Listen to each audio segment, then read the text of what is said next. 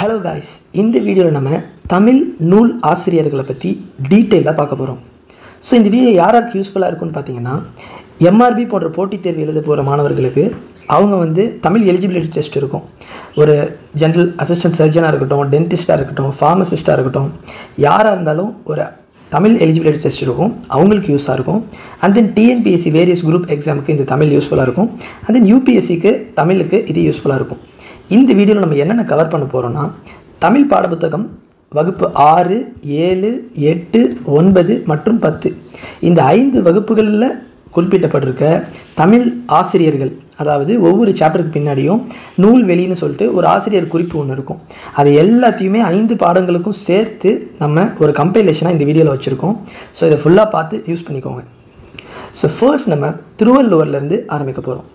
So Thiruvalluvar 2000 வருஷத்துக்கு முன்னாடி இருந்தவராக கூறப்படுது. இதற்கு நிறைய பேர் இருக்குது. கிளாஸ் 6th ஸ்டாண்டர்டில் நமக்கு என்னென்ன சொல்கிறாங்கன்னா, வான்புகழ் வல்லவர், தெய்வ புலவர், பொய்யில் புலவர் அப்படிங்கிறதெல்லாம் கூறுறாங்கன்னு சொல்கிறாங்க. இவர் எழுதின திருக்குறள் 10 கீழ்கணக்கு நூல்களில் ஒன்றாக கருதப்படுது.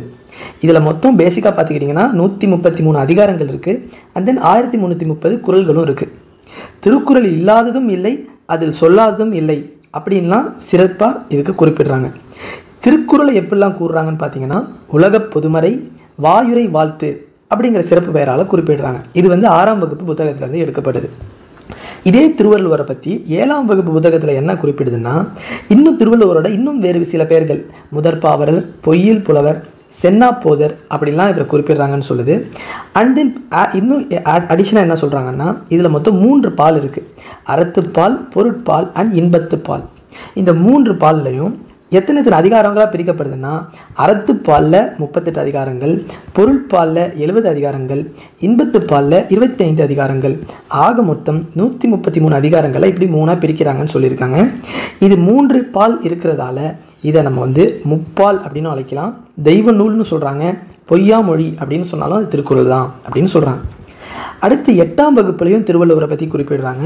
இங்கே என்ன சொல்கிறாங்கன்னா, திருவள்ளுவரோட இன்னும் சில பெயர்கள், பெருநாவலர், முதற்பாவலர், நாயனார் அப்படிங்கிற பெயர்களும் இவருக்கு இருக்குன்னு சொல்கிறாங்க. இதுக்கு இந்த 3 முப்பாலாக பிரிச்சிருக்காங்களா, அறத்துப்பால், பொருட்பால், இன்பத்துப்பால். அது ஒவ்வொரு பால்லையும் என்னென்ன குறிப்பிடுறாங்க அப்படின்னு இருக்குது. இப்போ அறத்துப்பாலில் பார்த்திங்கன்னா, பாயிரவியல், இல்லறவியல், துறவரவியல், ஊழியல் இதெல்லாம் அறத்துப்பாலில் இருக்குது. அரசியல், அமைச்சியல், ஒழிபியல் இதெல்லாம் பொருட்பாலில் இருக்குது. மற்றும் களவியல், கற்பியல்லாம் இன்பத்துப்பாலில் குறிப்பிட்டிருக்கு. இதில் முக்கியமாக கன்ஃபியூஸ் பண்ண வர ஒரே இடம் எதுன்னா, இந்த இல்லறவியல். இது நிறைய பேர் இதை பார்த்துட்டு இன்பத்துப்பால் அப்படின்னு நினச்சிப்பீங்க. ஆனால் அது அறத்துப்பாலிருந்து இருக்கிறது. இது 3ஆக பிரிச்சிருக்காங்கன்னு 8th ஸ்டாண்டர்டில் சொல்கிறாங்க. அடுத்து 9th ஸ்டாண்டர்ட் புக்லேயும் திருக்குறளை பற்றி குறிப்பிட்டிருக்கு. திருக்குறளை பற்றி குறிப்பிடாத புத்தகமே கிடையாது. இதில் என்ன சொல்கிறாங்கன்னா, திருக்குறள் உலகத்திற்கே, அதாவது உலக பண்பாட்டிற்கு தமிழகத்தின் பங்கு அப்படிங்கிற திருக்குறளை பெருமையாக உயர்த்தி பேசுகிறாங்க. இது இனம், சாதி, நாடு, மக்கள் எல்லாத்தையும் கடந்து உலக பொதுமறை, உலகத்துக்கே ஒரு பொதுமையான மறை என்னன்னா திருக்குறள் தான் அப்படிங்கிற மாதிரி சொல்கிறாங்க. இதுக்கு நிறைய பேர் உரை எழுதியிருக்காங்க. யாராருன்னு பார்த்தீங்கன்னா, தர்மர், மணக்குடவர், நச்சர், பரிதி, பரிமேலழகர், திருமலையர், மல்லர், பரிபொருள், காளிங்கர், இவங்க மாதிரி நிறைய பேர் உரை எழுதியிருக்காங்க. இது எல்லா உரையிலையும் சிறந்த உரை எதுன்னா பரிமேலழகர் உரை தான் சிறந்தது அப்படின்னு சொல்கிறாங்க. முன்னாடியே பார்த்த மாதிரி இது 15 கீழ்கணக்கு நூல்களில் ஒன்று. திருக்குறளை பற்றி பெருமையாக பாடுற ஒரு பாடல் என்னென்னா திருவள்ளுவ மாலை.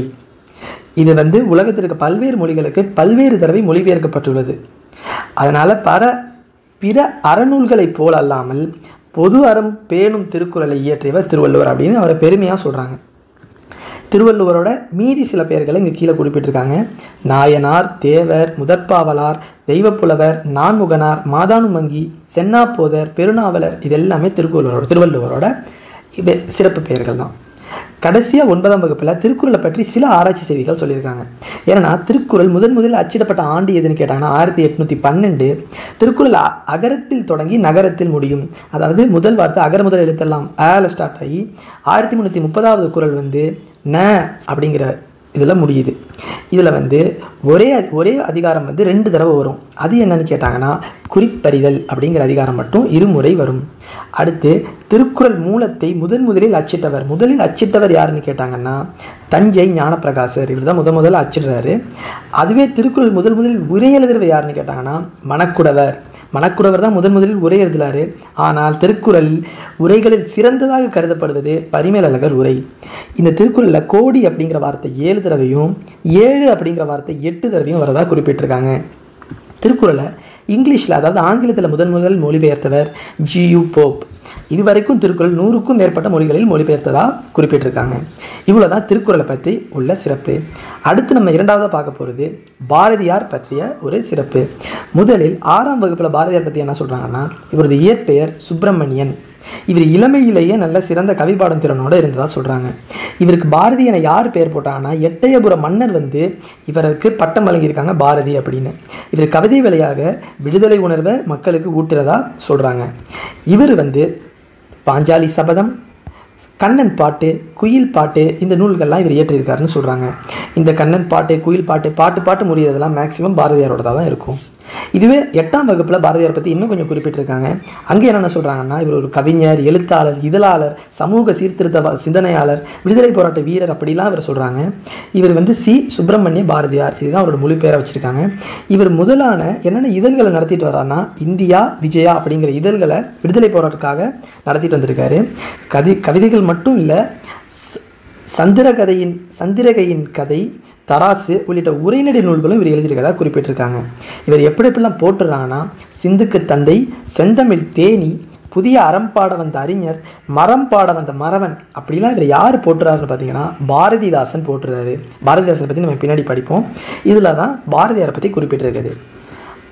இது மட்டும் இல்லாமல் 10ஆம் வகுப்பில் பாரதியார் பற்றி இன்னும் கொஞ்சம் என்ன சொல்கிறாங்கன்னா, நீடு துயில் நீக்க பாடி வந்த நிலா அப்படின்னு இவரை போட்டுறாங்க. சிந்துக்கு தந்தை அப்படின்னு இவரை பாராட்டுறாங்க. இதெல்லாமே எட்டயபுர ஏந்தலாக அறியப்பட்டவர், கவிஞர், கட்டுரையாளர், கேலி சித்திரம், கருத்துப்படம் போன்றவற்றை உருவாக்கியவர், சிறுகதை ஆசிரியர், இதழாளர், இது எல்லாமே பன்முக கலைஞராக இவர் விளங்கியிருக்காரு. இந்தியா சுதேசமித்திரன் அப்படிங்கிற இதழ்களோட ஆசிரியராகவும் பணிபுரிஞ்சிருக்காரு. பாட்டுக்கொரு புலவன் அப்படின்னு இவரை பெருமையாக பாடியிருக்காங்க. பாட்டுக்கொரு புலவன். இவருடைய கவிதை தொகுப்பிலிருந்து காற்று அப்படிங்கிற தலைப்பிலிருந்து 10ஆம் வகுப்பில் ஒரு பாடத்திட்டமாக கொடுத்துருக்காங்க. அங்கிருந்து எடுத்தது தான் இந்த நூல்வேலி.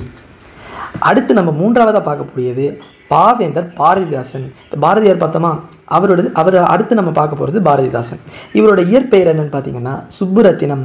இவர் அப்புறம் ஏன் பாரதிதாசன் அப்படின்னு பேர் வந்ததுன்னா, பாரதியாரின் கவிதைகளின் மீது கொன்ற தீரா பற்றின் காரணமாக இவர் பேரை பாரதியின் தாசன் அப்படின்னு மாற்றிக்கிட்டார் இவர். அதனால இவரை பாரதிதாசன் இன்றளவும் அவரை அழைக்கிறாங்க.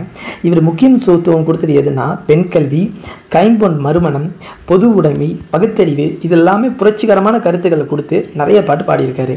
இதுக்காகவே இவரை புரட்சிக்கவி பாரதிதாசன் சொல்லுவாங்க. இன்னொரு சிறப்பாக பாவேந்தர் பாரதிதாசன் குறிப்பிடுறாங்க. அடுத்து பாரதிதாசனை பற்றி இன்னும் 9ஆம் வகுப்பில் இன்னும் சில குறிப்புகள் இருக்குது. என்னென்னா, குடும்ப விளக்கு அப்படிங்கிறது குடும்பத்தோட ஒற்றுமையை பற்றி ஒரு இது பாடியிருக்காரு. அது 9ஆம் வகுப்பில் பற்றி குறிப்பிட்டிருக்காங்க. பெண்ணுக்கு கல்வி, அதுக்குள்ள ஒரு முக்கிய பங்கு வகித்தது பாரதிதாசன் பாடல்கள். அதுமாரி இவரோட இயற்பெயர் கனக சுப்புரத்தினம் அப்படின்னு சொல்கிறாங்க. இவர் பாரதியார் மீது முன்னாடியே சொன்ன மாதிரி இது 9ஆம் வகுப்புலையும் கொடுத்துருக்காங்க. பாண்டியன் பரிசு, அழகின் சிரிப்பு, இருண்ட வீடு, குடும்ப விளக்கு, தமிழ் இயக்கம், இதெல்லாமே இவரோட படைப்புகளாக இந்த இடத்துல குறிப்பிட்டிருக்காங்க. மற்றும் இவரோட கவிதைகள் எல்லாமே பாவேந்தர் பாரதிதாசன் கவிதைகள் அப்படின்னு ஒரு நூலில் தொகுத்திருக்காங்க. இவர் இவ்வளோ பண்ணதுக்காக இவருக்கு பிசிராந்தையார் அப்படின்னு ஒரு நாடக நூல் எழுதியிருக்காரு. அதுக்கு சாகித்ய அகாடமி விருதும் வாங்கியிருக்காரு. இந்த நூல்வெளியில் நிறைய பேர் சாகித்ய அகாடமி விருது வாங்கியிருப்பாங்க. அவங்க யாராருன்னு இந்த வீடியோவில் நம்ம மென்ஷன் பண்ணிடுவோம், தனியாக நோட் பண்ணிக்கோங்க. அடுத்து நம்ம 4ஆவதாக பார்க்க போகிறது பாவலரேறு பெருஞ்சித்திரனார். இந்த பெருஞ்சித்திரனாரோட இயற்பெயர் என்னன்னு பார்த்தீங்கன்னா மாணிக்கம், அதான் இவரோட இயற்பெயர். இவர் சிறப்பாக பாவலரேறு அப்படின்னு குறிப்பிடுறாங்க. இவரோட இயற்றிய நூல்கள்லாம் பார்த்தீங்கன்னா கனிச்சாறு, கொய்யாக்கனி, பாவியக்கொத்து, நூறாசிரியம், இதெல்லாம் இவருடைய இயற்றிய நூல்கள். அது மட்டும் இல்லாமல் தென்மொழி, தமிழ் சிட்டு, தமிழ் நிலம், இப்படிப்பட்ட இதழ்களையும் இவர் நடத்திட்டு வந்திருக்காரு. இவர் தனித்தமிழையும் தமிழ் உணர்வையும் பரப்பிய பாவலர் அப்படின்னு பெருமையாக சொல்கிறாங்க இவரை. அடுத்து 10ஆம் வகுப்பில் பாவலரேறு பெருஞ்சித்திரனாரை பற்றி ஒரு சின்ன தொகுப்பு இருக்குது.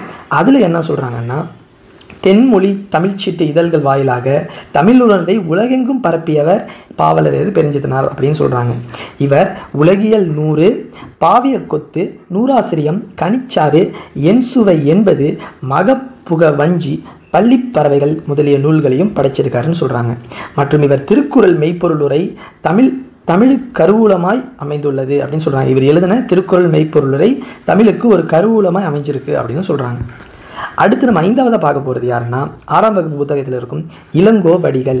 இந்த இளங்கோவடிகள் இயற்றியது தான் இந்த சிலப்பதிகாரம் அப்படின்னு ஒரு மாபெரும் காப்பியத்தை இயற்றியிருக்காரு. இந்த இளங்கோவடிகள் யாருன்னு பார்த்தீங்கன்னா சேரன் செங்குட்டுவன் எனும் மன்னருடைய தம்பியாக கூறப்படுகிறது தான் இந்த இளங்கோவடிகள். இவர் எனக்கு இந்த அந்த மன்னர் பதவியே வேணாம் அப்படின்னு அதை துறந்துட்டு ஒரு புலவராக மாறியதாக ஒரு தொகுப்பு இருக்குது. இவர் எழுதின சிலப்பதிகாரம் 50 ஒன்று மற்றும் இதுவே தமிழின் முதல் காப்பியமும் கூட. அதனால் இது முத்தமிழ் காப்பியம், குடிமக்கள் காப்பியம் அப்படிலாம் போற்றப்படுது. இந்த சிலப்பதிகாரமில் கோவலன், கண்ணகி, மாதவியை பற்றி குறிப்பிட்டிருக்கு. இதில் கோவலனுக்கும் மாதவிக்கும் இடையே பிறந்த குழந்தை தான் மணிமேகலை. ஸோ 2 கதைக்கும் ஒரு கனெக்ஷன் இருக்கிறதால இது 2 கதைகளையும் இரட்டை காப்பியம் அப்படின்னு சொல்கிறாங்க. மற்றும் திங்கள், ஞாயிறு, மழை என இயற்கையை வாழ்த்துவதை இந்நூல் தொடங்குகிறது அப்படின்னு 6ஆம் வகுப்பில் ஒரு நூலை குறிப்பிட்டிருக்காங்க. மற்றும் 10ஆம் வகுப்பில் இளங்கோவடிகளோட சிலப்பதிகாரத்தில் இருக்க இந்திர விழாவை எடுத்து ஒரு சாப்டர் கொடுத்துருக்காங்க. அதில் என்ன சொல்கிறாங்கன்னா மறுபடியும் சிலப்பதிகாரம் 50 காப்பியங்கள் ஒன்றுங்கிறத சொல்கிறாங்க. இது அதே குடிமக்கள் காப்பியம்னு சொல்கிறாங்க. மற்றும் இந்த கதை எப்படி சிலப்பதிகாரம் இவர் இயற்றினார்னு ஒரு சின்ன ஒரு தொகுப்பு கொடுத்துருக்காங்க. என்னென்னா சீத்தலை சாத்தனார் அப்படின்னு ஒருத்தர் இருக்கார். அவருக்கு தான் இந்த சிலப்பதிகாரம் கதையெல்லாம் ஃபஸ்ட்டு தெரியுமா.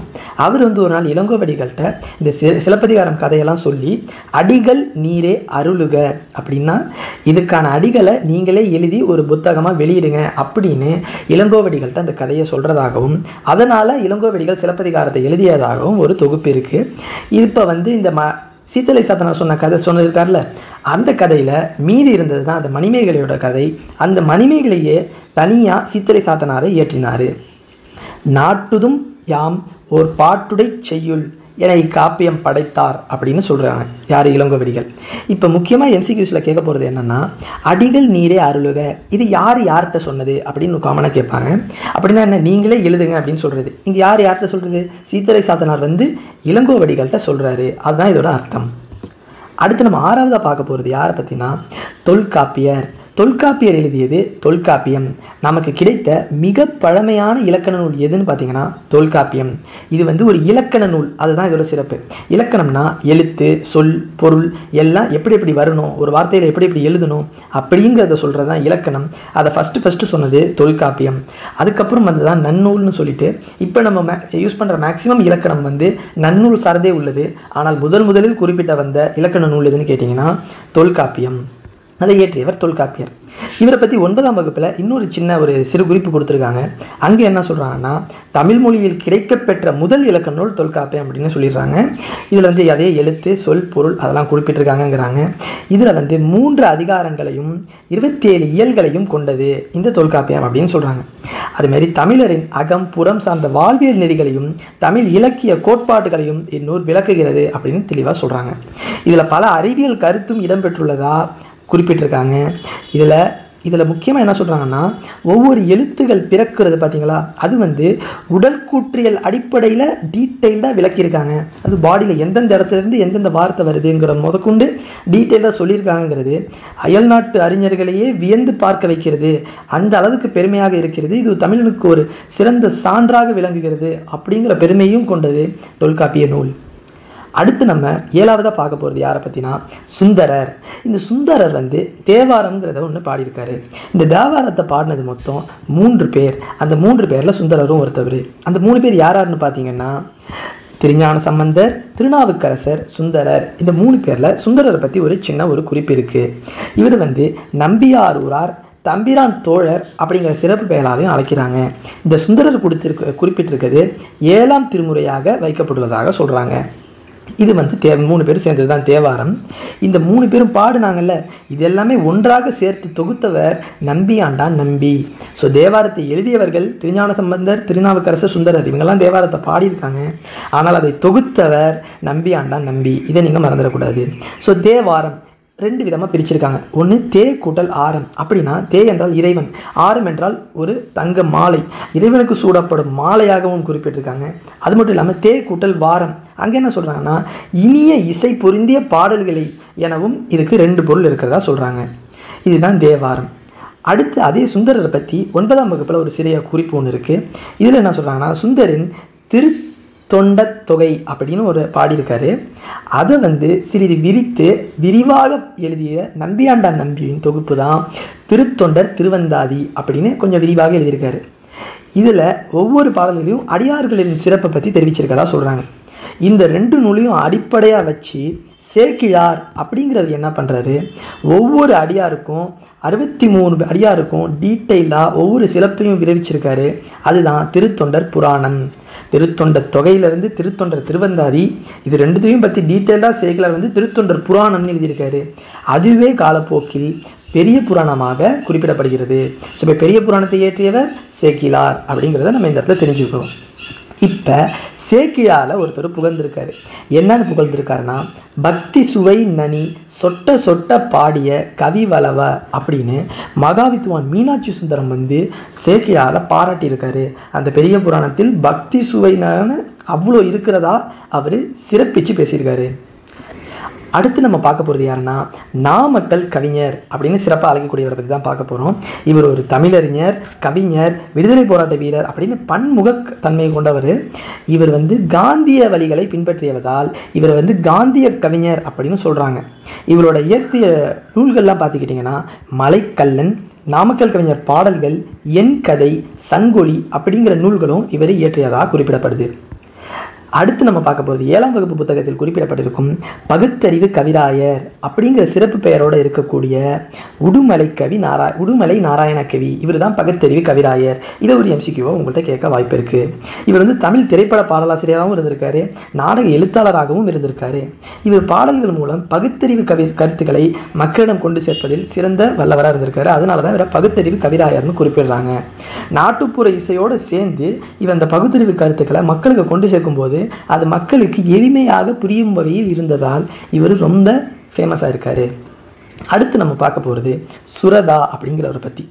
இவரோட உண்மையான பேர் என்னன்னு பார்த்தீங்கன்னா ராஜகோபாலன்.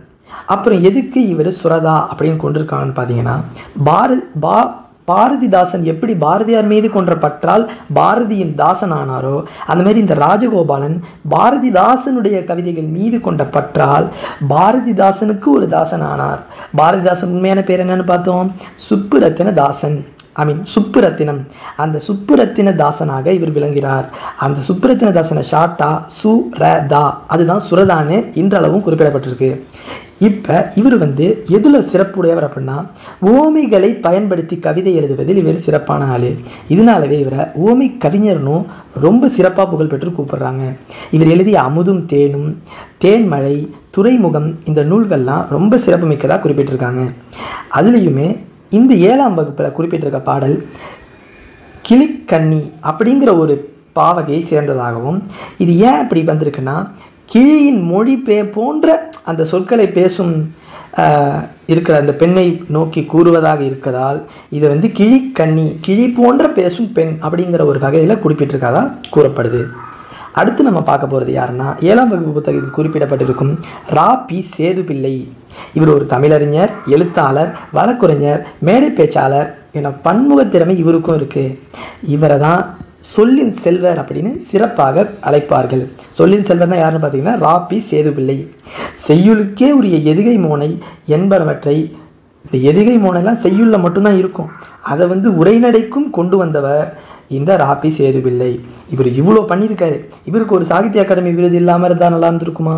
அதனாலவே சாகித்ய அகாடமி இவருக்கு தமிழின்பம்ங்கிற நூலுக்காக விருது வழங்கியிருக்கு. மற்றும் இவர் எழுதிய இதர நூல்கள் என்னென்னு பார்த்தீங்கன்னா ஆற்றங்கரையிலே, கடற்கரையினிலே, தமிழ் விருந்து, தமிழகம் ஊரும் பேரும், மேடை பேச்சு போன்ற பல நூல்களையும் இவர் எழுதியிருக்காரு. அடுத்து நம்ம 12ஆவதாக பார்க்க போகிறது 8ஆம் வகுப்பு புத்தகத்தில் இடம்பெற்றிருக்கிற ரா இளங்குமரனார். இவரை சிறப்பாக செந்தமிழ் அந்தனர் அப்படின்னு கூப்பிடுறாங்க. ரீசெண்டாக வந்த எம்ஆர்பி தகுதி தேர்வில் இந்த கேள்வியை கேட்டிருந்தாங்க, யார் செந்தமிழ் அந்தனர் அப்படின்னு. அவர் வேறு யாரும் இல்லை, ரா இளங்குமரனார் தான். இவர் ஒரு ஆசிரியராக பணிபுரிந்தார். ஒரு நூலாசிரியர், இதழாசிரியர், உரையாசிரியர், தொகுப்பாசிரியர் என பன்முக திறமை வாய்ந்தவரும் இவருக்கு இருக்குது. இவர் பார்த்திங்கன்னா இலக்கண வரலாறு, தமிழிசை இயக்கம், தனித்தமிழ் இயக்கம் போன்ற பல நூல்களை எழுதியுள்ளார். மேலும் தேவநேயம் அப்படிங்கிற ஒரு நூலையும் தொகுத்துள்ளார். இவர் திருச்சி கிட்டக்க திருவள்ளுவ தவசாலை அப்படிங்கிறதையும் பாவாணர் நூலகம் அப்படிங்கிறதையும் இவர் உருவாக்கியிருக்காரு. இதெல்லாம் ரா இளங்குமரனாரோட சிறப்பு. இது மட்டும் இல்லாமல் இவரோட இன்னொரு சிறப்பு என்னன்னா, இவர் கண்ணை மூடிக்கொண்டே தமிழ் எழுதும் ஆற்றலை படைத்தவர். ஏன் அப்படி பண்ணியிருக்காருன்னா, இவருக்கு ஒரு வேளை கண் தெரியாமல் போயிடுச்சு ஏதோ ஒரு சமயத்தில் அப்படின்னாலும் இவர் தமிழை விட்டு பிரிஞ்சிருக்கக்கூடாதுங்கிற ஒரே காரணத்துக்காக கண் இல்லை என்றாலும் கண்மூடி எழுதும் பயிற்சிகளை மேற்கொண்டு கண்மூடி எழுதும் திறனை வளர்த்து கொண்டார் ரா இளங்குமரனார். அடுத்து நம்ம 13ஆவதாக பார்க்க போகிறது ராஜமார்த்தாண்டன் அப்படிங்கிற ஒரு கவிஞரை பற்றி. இவர் ஒரு கவிஞர், இதழாளர், கவிதை திறனாய்வாளர் அப்படின்னு பல திறன்களை உடையவர். இவரோட கொல்லிப்பாவை அப்படிங்கிற ஒரு சிற்றிலக்கியத்தை நடத்தி வந்திருக்காரு. இவர் சிறந்த தமிழ் கவிதைகளை தொகுத்து கொங்குதேர் வாழ்க்கை அப்படிங்கிற ஒரு தலைப்பில் ஒரு நூலாகவும் வெளியிட்டிருக்காரு நம்ம ராஜமார்த்தாண்டம். இவரது அப்படியே நிற்கட்டும் அந்த மரம் அப்படிங்கிற ஒரு நூலிலிருந்து ஒரு சின்ன கவிதையை எடுத்து 7ஆம் வகுப்பு புத்தகத்தில் போட்டிருக்காங்க. அதற்கு பின் வந்த சிறு குறிப்பு தான் நம்ம இப்போ பார்த்தோம். அடுத்து 14ஆவதாக நம்ம பார்க்க போகிறது வாணிதாசன்.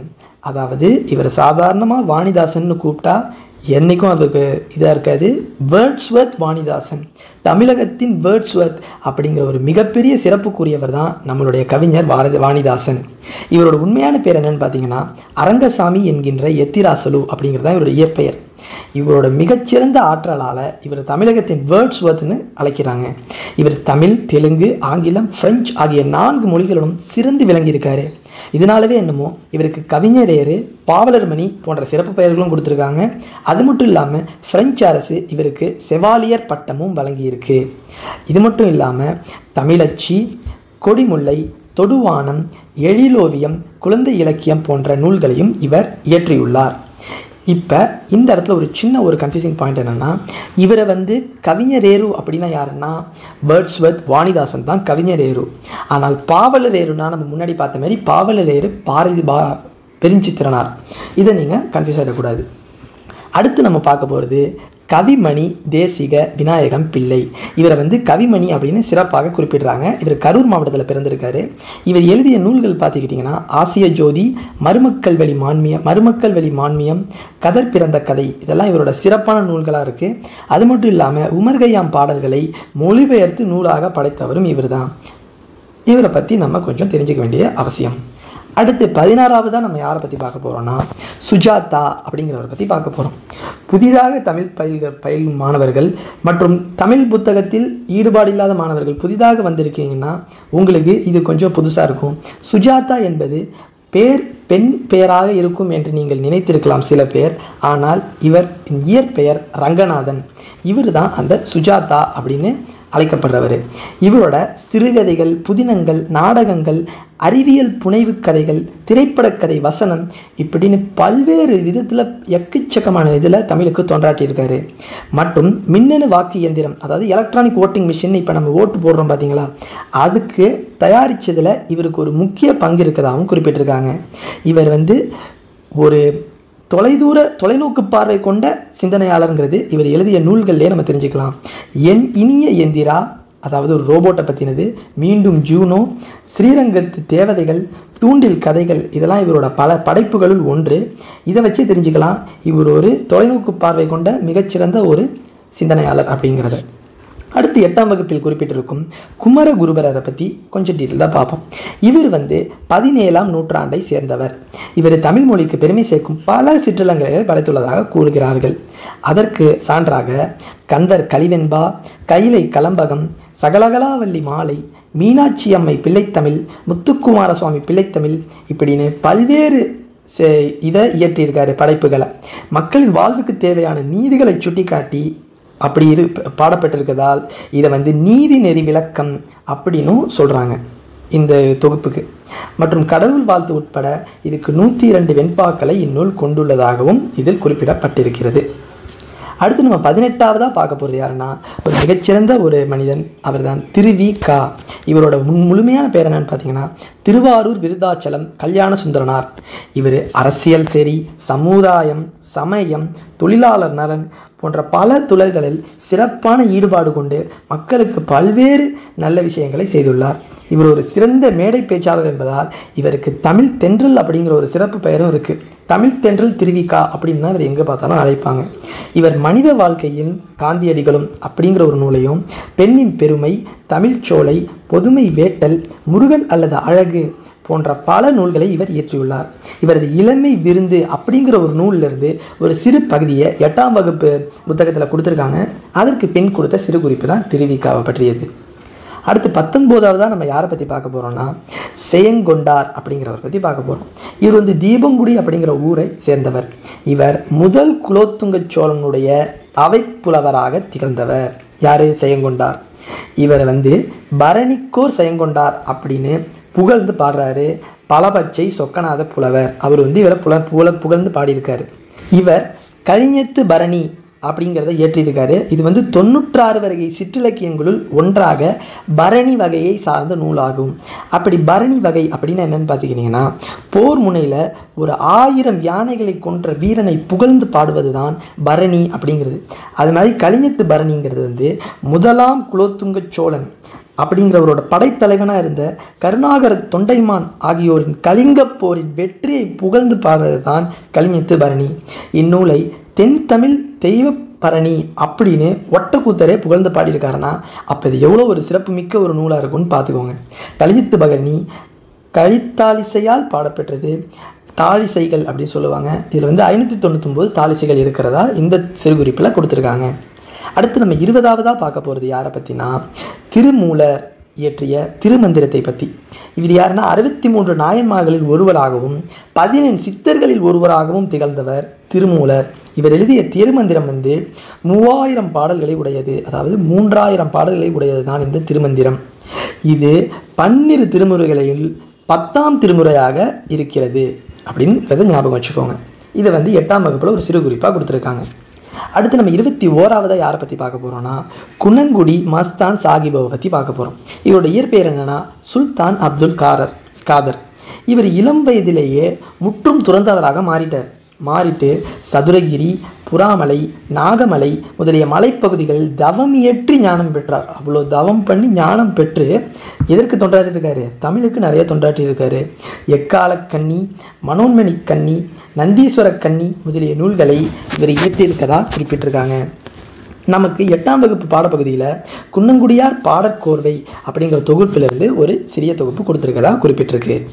அடுத்து நம்ம 22ஆவதாக பார்க்க போகிறது சிறுகதை மன்னன் என சிறப்பாக போற்றப்படும் சோ விருதாச்சலம் அப்படிங்கிறவரை பற்றி. இவரை வந்து புதுமை பித்தன் அப்படின்னும் அழைக்கிறாங்க. ஆனால் இவரோட உண்மையான பேர் தான் சோ விருதாச்சலம். இவர் சிறுகதையில் புதுப்பித்து பல யுக்திகளை கையாண்டு பல சிறுகதைகளை இயற்றியதில் திறமை வாய்ந்தவராக இவரை சிறப்பிச்சிருக்காங்க.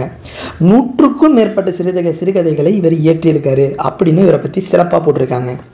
கடவுளும் கந்தசாமி பிள்ளையும், சாப விமோச்சனம், பொன்னகரம், ஒரு நாள் கழிந்தது போன்ற இவரது சிறுகதைகள் மிகவும் ஃபேமஸாக இருக்கிறதா குறிப்பிட்டிருக்காங்க. மேலும் 8ஆம் வகுப்பு பாடப்புத்தகத்தில் மணிக்கொடி அப்படிங்கிற இதழில் வெளியான புதுமை பித்தனின் ஒரு சிறுகதையை குறிப்பிட்டிருக்காங்க. அடுத்து நம்ம 23ஆவதாக பார்க்கக்கூடியது யாருன்னு பார்த்தீங்கன்னா வானம்பாடி இயக்க கவிஞர்களுள் குறிப்பிடத்தக்கவர் மு. மேத்தா. இந்த மு. மேத்தாவை பற்றி பார்க்க போகிறோம். இவர் வந்து வானம்பாடி இயக்க கவிஞர்களில் ஒருவர். இவர் வந்து பல்வேறு புது கவிதைகளுக்கு ஒரு முன்னோடியாக திகழ்ந்திருக்காரு. இவரோட சிறப்பான ஒரு படைப்புகள் பார்த்திங்கன்னா கண்ணீர் பூக்கள், ஊர்வலம், சோழ நிலா, மகுட நிலா இதெல்லாம் இவரோட பல நூல்களை திரை இசை பாடல்களையும் நிறைய எழுதியிருக்கதா குறிப்பிட்டிருக்காங்க. அடுத்து இவர் எழுதிய ஆகாயத்துக்கு அடுத்த வீடு அப்படிங்கிற புதுக்கவிதை நூலுக்கு சாகித்ய அகாடமி விருதும் வாங்கியிருக்காரு நம்ம மு. மேத்தா. இதுக்கு ஆகாயத்துக்கு அடுத்த வீடு அப்படிங்கிற ஒரு நூலுக்காக. அடுத்து நம்ம 24ஆவதாக பார்க்க போகிறது 8ஆம் வகுப்பு பாட புத்தகத்தில் குறிப்பிட்டிருக்கக்கூடிய ராஜலக்ஷ்மி. இவரை கோமகள் அப்படின்னும் இவங்களை குறிப்பிடுறாங்க. சிறுகதைகள், புதினங்கள், குறும்புதினங்கள், வானொலி, தொலைக்காட்சி, நாடகங்கள் போன்ற பல்வேறு இதுலையும் துறைகளிலையும் சிறந்து விளங்கியிருக்காங்க நம்ம கோமகள் என அழைக்கப்படும் ராஜலக்ஷ்மி. இவரது அன்னை பூமி அப்படிங்கிற ஒரு புதினத்துக்கு தமிழக அரசே விருது வழங்கியிருக்கதா குறிப்பிட்டிருக்காங்க. தஞ்சை தமிழ் பல்கலைக்கழகத்தின் தமிழ் அன்னை விருதையும் வாங்கியிருக்காங்க. உயிர் அமுதாய், நிலாக்கால நட்சத்திரங்கள், அன்பின் சிதறல் போன்ற பல நூல்கள் நல்ல ஃபேமஸாக இருக்கதா குறிப்பிட்டிருக்காங்க. பால்மணம் என்னும் இக்கவிதை வெண்ணிலா தொகுத்த மீதமிருக்கும் சொற்கள் அப்படிங்கிற ஒரு நூலிலிருந்து நம்ம 8ஆம் வகுப்பு பாடப்புத்தகத்தில் ஒரு சிறு தொகுப்பை கொடுத்துருக்கதா குறிப்பிட்டிருக்காங்க. அடுத்து நம்ம 25ஆவதாக பார்க்கக்கூடியது 9ஆம் வகுப்பில் புத்தகத்தில் குறிப்பிடப்பட்டிருக்கும் ஈரோடு தமிழன்பன். இவர் எழுதிய தமிழ் ஓவியம் அப்படிங்கிற ஒரு நூலிலிருந்து ஒரு சின்ன கவிதையை தான் 9ஆம் வகுப்பில் குறிப்பிட்டிருக்காங்க. இந்த முன்னுரையிலேயே ஒரு பூவின் மலர்ச்சியையும் ஒரு குழந்தையின் புன்னகையும் புரிந்து கொள்ள அகராதிகள் தேவைப்படுவதில்லை, பாடலும் அப்படிதான்னு ஒரு சிறப்பாக குறிப்பிட்டிருக்காரு. ஒரு பூ எப்படி மலருதோ, ஒரு குழந்தை எப்படி புன்னகையோடு சிரிக்குதோ, அதெல்லாம் நம்ம யாரும் போய் ஆராய்ஞ்சிட்டு இருக்கிறதில்ல, அதை ரசிக்க மட்டும்தான் முடியும். அந்த மாதிரி ஒரு பாடலும் அப்படி தான், அதற்குன்னு தனி அகராதியெல்லாம் கிடையாது, அதை ரசிக்க மட்டும்தான் முடியும் அப்படின்னு சொல்லி ஆரம்பிச்சிருக்காரு ஈரோடு தமிழன்பன். இவர் புதுக்கவிதை, சிறு கவிதை ஆகிய பல வடிவங்களில் பல படைப்புகளை வெளியிட்டுள்ளார். ஹைக்கூ, சென்ட்ரியூ, லிமைர்வு என்ற புது புது வடிவங்களில் கவிதை நூலை தந்துள்ளார் ஈரோடு தமிழன்பன் அவர்கள். இவரது வணக்கம் வள்ளுவா அப்படிங்கிற கவிதை நூலுக்கு 2004ஆம் ஆண்டு சாகித்ய அகாடமியே விருது வழங்கியிருக்காங்கன்னா இவரோட சிறப்பான படைப்புகளை பற்றி நீங்கள் புரிஞ்சுக்கலாம். தமிழன்பன் கவிதைகளுக்கு தமிழக அரசின் பரிசும் பெற்றிருக்காரு, பல்வேறு பரிசும் பெற்றிருக்காரு. இதனாலே என்னவோ இவர் கவிதைகளை இந்தி, உருது, மலையாளம், ஆங்கிலம் போன்ற பல மொழிகளில் மொழிபெயர்க்கப்பட்டிருக்கின்றன இன்றளவும். 26ஆவது நம்ம பார்க்கக்கூடியது 9ஆம் வகுப்பில் இடம்பெற்றுள்ள கவிஞர் வைரமுத்துவை பற்றி. இன்றளவும் சிறப்பான பாடலாசிரியராக பேசப்பட்டிருப்பவர் கவிஞர் வைரமுத்து. இவர் தேனி மாவட்டத்தில் உள்ள மெட்டூர் எனும் ஊரில் பிறந்துள்ளார். இந்திய அரசின் மிக உயரிய விருதான பத்மபூஷன் விருதையும் இவர் பெற்று வச்சிருக்காரு. இவ்வளோ பண்ணவருக்கு 2003ஆம் ஆண்டு சாகித்ய அகாடமி விருதும் வழங்கியிருக்காங்க. எதுக்கு? இவருடைய கள்ளிக்காட்டு இதிகாசம் அப்படிங்கிற புதினத்துக்கு. இந்தியாவின் சிறந்த பாடலாசிரியராக தேசிய விருதை 7 முறை வாங்கியுள்ளார். மாநில அரசின் விருதை 6 முறையும் பெற்றுள்ளார். அந்த அளவுக்கு ஒரு தன்னிகரற்ற சிறந்த பாடலாசிரியராக இவர் திகழ்ந்திருக்காருங்கிறதுல எந்தவித மாற்று கருத்தும் இல்லை. இவருடைய கவிதைகள் இந்தி, தெலுங்கு, மலையாளம், வங்காளம், ஆங்கிலம் போன்ற பல மொழிகளில் மொழிபெயர்க்கப்பட்டு பல திரைப்படங்களிலையும் அது வந்திருக்கதா குறிப்பிடப்பட்டிருக்கு. அடுத்து நம்ம 27ஆவதாக பார்க்க போகிறது யாருன்னா மீ ராஜேந்திரன். இவரோட உண்மையான பேர் என்னன்னா மீ ராஜேந்திரன். ஆனால் இவரை ஷார்ட்டாக மீ ரா அப்படின்னு ஷார்ட்டாக மீரா அப்படின்னு கூப்பிடுவாங்க. இவர் ஒரு கல்லூரி பேராசிரியராக பணியாற்றிருக்காரு. அன்னம் வீடு தூது அப்படிங்கிற ஒரு இதழையும் இவர் நடத்தி வந்துட்டுருக்காரு. ஊசிகள், குக்கு, 3ம் 6ம், வா இந்த பக்கம் போன்ற பல நூல்களை எழுதி இவர் ஒரு சிறப்பான தமிழுக்கு தொண்டாற்றியுள்ளதாக குறிப்பிட்டிருக்காங்க என 8ஆம் வகுப்பு புத்தகத்தில் இடம்பெற்றுள்ளது. அடுத்து நம்ம 9ஆம் வகுப்பு புத்தகத்தில் இடம்பெற்றுள்ள காரியாசானின் சிறப்பு தொகுப்பை பற்றி பார்க்க போகிறோம். இவர் என்ன பண்ணியிருக்காரு அப்படின்னு பார்த்துக்கிட்டாங்கன்னா, தமிழக சங்க இலக்கியத்தில் தொடர்ந்து நீதி நூல்கள் நிறையா வந்துட்டு இருந்திருக்கு. அதில் 14 கீழ்கணக்கு நூல்கள் ஒரு ஃபுல்லாக தொகுப்பாக வச்சுருக்காங்க. அவற்றுள் ஒன்று தான் சிறுபஞ்ச மூலம். இந்த சிறுபஞ்ச மூலத்தை எழுதியவர் தான் நம்ம காரியாசான். இந்த பேரிலே பார்த்துக்கிட்டிங்கன்னா சிறு பஞ்ச மூலம், சிறிய பஞ்ச என்றால் 5, மூலம் என்றால் வேர்கள். 5 வேர்கள் இருக்குது. அது எவை என்ன என்று பார்த்துக்கிட்டிங்கன்னா கண்டங்கத்திரி, சிறுவருதுணை, சிறுமல்லி, பெருமல்லி, நெருஞ்சி. இந்த 5 சிறு வேர்களும் மிகச்சிறந்த மருத்துவ குணங்களை கொண்டது. அந்த வேர்கள் எப்படி மிகச்சிறந்த மருத்துவ குணம் கொண்டு இருக்கோ அதே மாதிரி இவர் ஒவ்வொரு பாடலிலும் 5 கருத்துக்களை கொண்டு அந்த கருத்துக்கள் மூலியமாக மக்களின் அறியாமையை நீக்கிறதா இவர் ஒரு ஒப்பிட்டிருக்காரு. அந்த சிறு வேர்கள் எப்படி 5 வேர்களும் மக்களின் நோய் நொடியை நீக்குதோ அதுமாரி இவர் எழுதியிருக்க 5 கருத்துக்களும் மக்களின் அறியாமையை நீக்க உதவுவதாக இருக்குங்கிறதுனால இது சிறுபஞ்ச மூலம் அப்படிங்கிற பெயரால் அழைக்கப்படுது. இவர் மதுரை தமிழாசிரியர் மாக்காயனாரின் மாணாக்கராக திகழ்கிறாரு. இவரோட உண்மையான பேர் என்னன்னா காரி தான். அது ஆசான் என்பது மொழி தொழிலின் அடிப்படையில் இவருக்கு வச்சுருக்காங்க. மா காரியாசான் அப்படிங்கிற சிறப்பு பெயரும் இவருக்கு இருக்குது. அடுத்து 29வது நம்ம பார்க்க போகிறது 9ஆம் வகுப்பு பாடப்புத்தகத்தில் இருக்கும் பேரறிஞர் அண்ணாவின் வானொலி தொகுப்பு. எதை பற்றி குறிப்பிட்டிருக்காரு? வீட்டுக்கு ஒரு புத்தக சாலை, அதாவது லைப்ரரிங்கிறது ஒவ்வொரு வீட்டுக்கும் ஒன்று இருக்கணும் அப்படிங்கிறத பற்றி ஒரு நாள் ரேடியோவில் பேசியிருக்காரு. அந்த ஒரு தொகுப்பை 9ஆம் வகுப்பு புத்தகத்தில் கொடுத்துருக்காங்க.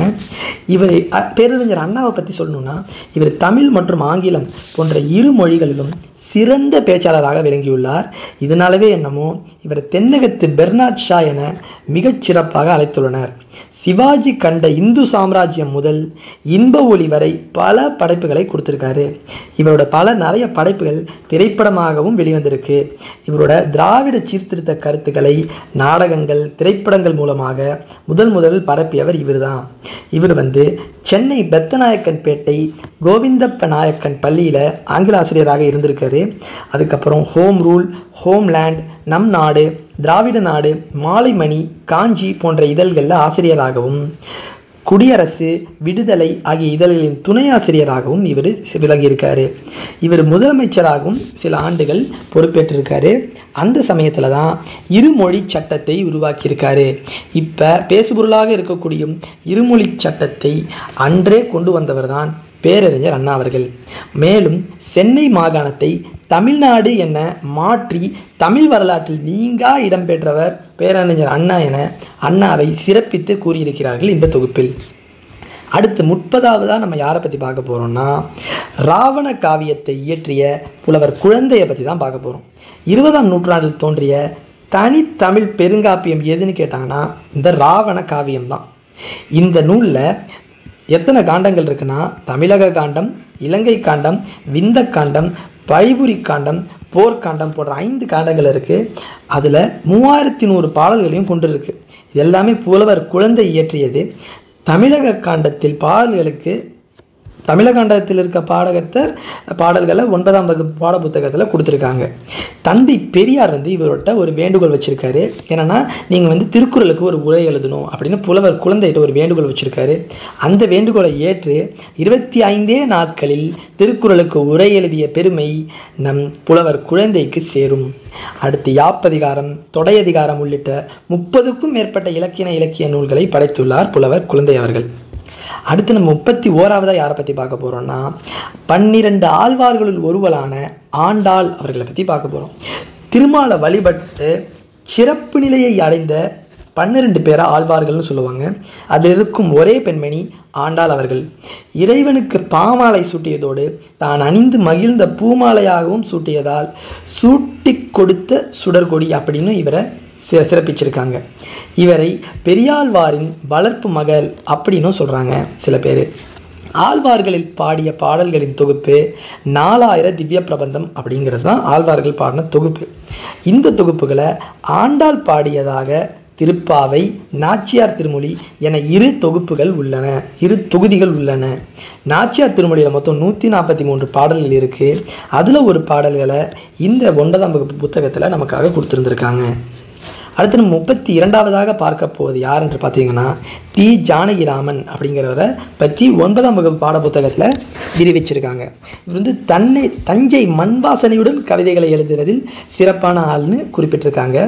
இவரோட மணிக்கொடி, கிராம ஊழியன், கணையாழி, கலைமகள், சுதேசமித்திரன், ஆனந்த விகடன், கல்கி போன்ற இதழ்களில் வெளிவந்தன அப்படின்னு சொல்கிறாங்க. இவரோட பல நூல்கள், நாவல்களையும் நாடகங்களையும் இவர் பல்வேறு படைத்துள்ளார் அப்படின்னு சொல்கிறாங்க. அவரவர் அனுபவிப்பதும் எழுத்தாக வடிப்பதும் அவரவர் முறை அப்படிங்கிற ஒரு கோட்பாட்டை கொண்டு இயக்குனவர் இவர். செய்தி அப்படிங்கிற ஒரு சிறுகதை சிவப்பு ரிக்ஷா என்ற தொகுப்பில் இடம்பெற்றுள்ளது. மிகவும் உயர்ந்த இசை சிறந்த கலைஞனால் கையாளப்படும் சொற்களின் எல்லையை தாண்டி இசையின் மூலமாகவே பொருள் கொண்டு கொடுக்கிறது என்பதை இக்கதை உணர்த்துகிறது. மேலும் கடைசியாக என்ன கொடுத்துருக்காங்கன்னா, தஞ்சாவூர் மண்ணிலிருந்து தமிழுக்கு தொண்டாற்றிய சிலரை பற்றி குறிப்பிட்டிருக்காங்க. அதில் சிறப்பான ஆட்கள் சிலர் குறிப்பிட்டிருக்காங்க. அவங்க உவே சாமிநாத ஐயர், மௌனி, தி. ஜானகிராமன், தஞ்சை பிரகாஷ், தஞ்சை ராமையாதாஸ், தஞ்சாவூரார் கவிராயர். இவங்கெல்லாம் தஞ்சை மாவட்டத்திலிருந்து தமிழுக்கு சிறப்பு தேதி தந்தவங்க. அடுத்து நம்ம 9ஆம் வகுப்பு பாடப்புத்தகத்தில் குறிப்பிடப்பட்டிருக்கும் திருத்தக்க தேவரின் சிறு குறிப்பை பார்க்க போகிறோம். இவர் சீவக சிந்தாமணி அப்படிங்கிற ஒரு புத்தகத்தை இயற்றியுள்ளார். இது வந்து ஐம்பெரும் காப்பியங்களில் ஒன்றாக குறிப்பிட்டிருப்பட்டிருக்கு. சீவக சிந்தாமணி விருத்தப்பாக்களால் இயற்றப்பெற்ற முதல் காப்பியம் அப்படிங்கிறது தான் இதோட சிறப்பு. இதை எப்படி பிரிச்சிருக்காங்கன்னா, இலம்பகம் அப்படிங்கிற உட்பிரிவுகளை கொண்டது. அதாவது இந்த ஒரு நூலில் 13 இலம்பகம் இருக்குது. தனியாக பிரித்து எழுதிடுவோம். ஒரு காப்பியம், இதில் 13 இலம்பகம். அது மட்டும் இல்லாமல் இதை வந்து மனநூல் அப்படின்னும் குறிப்பிட்டிருக்காங்க. மனநூல். மேலும் பார்த்துக்கிட்டிங்கன்னா, நாமகள் இலம்பகத்தின் நாட்டுவளம் என்னும் பகுதி பாடமாக அமைந்துள்ளது. இது 9ஆம் வகுப்பு பாடப்புத்தகத்தில். இவர் இந்த திருத்தக்க தேவர் பார்த்துக்கிட்டிங்கன்னா சமண சமயத்தை சேர்ந்தவர். இன்பச்சுவை மிக்க இலக்கியமும் இயற்ற முடியும் என்று நிறுவும் வகையில் இக்காப்பியத்தை இயற்றியுள்ளார். இவரது காலம் 9ஆம் நூற்றாண்டை சேர்ந்த ஒரு ஆசிரியர். சீவக சிந்தாமணி பாடுவதற்கு முன்னோட்டமாக நரிவிருத்தம் அப்படிங்கிற பாடலையும் இயற்றியிருக்காரு. இந்த நரிவிருத்தம்ங்கிறது நிறைய இடத்துல எம்சிக்யூஸாக வந்துட்டு இருக்கு. நரிவிருத்தத்தை இயற்றியவரும் திருத்தக்க தேவர் தான். சீவக சிந்தாமணியை இயற்றியதும் திருத்தக்க தேவர் தான். அடுத்து நம்ம 9ஆம் வகுப்பு பாடப்புத்தகத்தில் குறிப்பிடப்பட்டிருக்கும் மாங்குடி மருதனாரின் தொகுப்பை பார்க்க போகிறோம். 10 பாட்டு நூல்களில் ஒன்றான மதுரை காஞ்சியை இயற்றியவர் தான் மாங்குடி மருதனார். இதில் இந்த காஞ்சி அப்படின்னா என்ன அப்படின்னு பார்த்தீங்கன்னா, நிலையாமை என்று பொருள் தருது.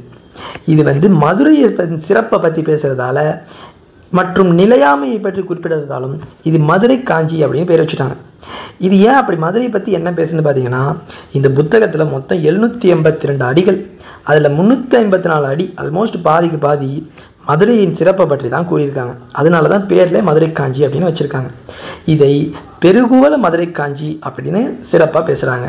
இதன் பாட்டுத் தலைவனாக தலையாலங்கானத்தை செருவென்ற பாண்டியன் நெடுஞ்செழியன் ஆவார்.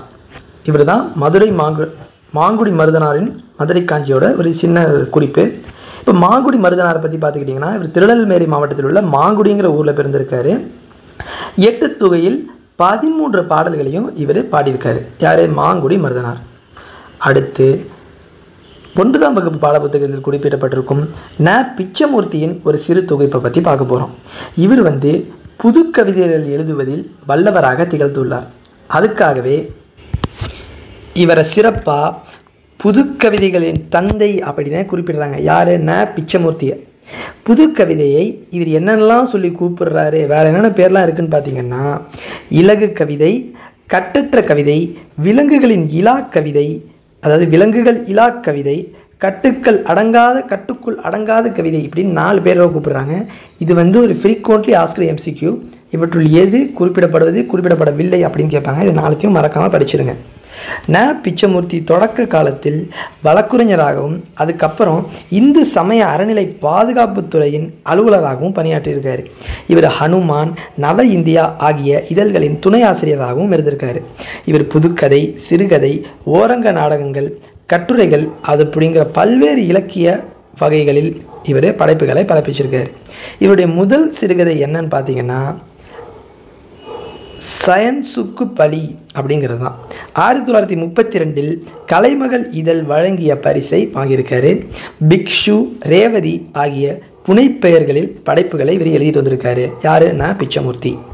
அடுத்து 36ஆவதாக நம்ம பார்க்க போகிறது லாவோட்சு அப்படிங்கிற ஒரு சீனாவை சேர்ந்த 2ஆம் நூற்றாண்டில் வாழ்ந்த, அதற்கும் முன் வாழ்ந்த ஒரு மெய்யியலாளரை பற்றி பார்க்க போகிறோம். இவர் வந்து சீன மெய்யியலாளர் கன்ஃபியூசியஸ் இருக்கார் பார்த்தீங்களா, அவரோட சமகாலத்து ஒரு ஆளாக திகழ்கிறாரு. சீன சிந்தனையின் பொற்காலமாக திகழ்ந்தது. எப்போ அந்த 2ஆம் நூற்றாண்டுக்கு முன்னாடி சீன சிந்தனை தான் உலகத்துக்கே ஒரு சிறந்த இது அப்படிங்கிற மாதிரி இருந்துட்டு இருந்தது. அப்போ வந்து லாவோட்சு வந்து தாவோவியம் அப்படிங்கிற ஒரு சிந்தனை பிரிவை சார்ந்தவர். ஒழுக்கத்தை மெயினாக வச்சுட்டு கடைபிடிச்ச கன்ஃபியூசியஸ் சிந்தித்தார்.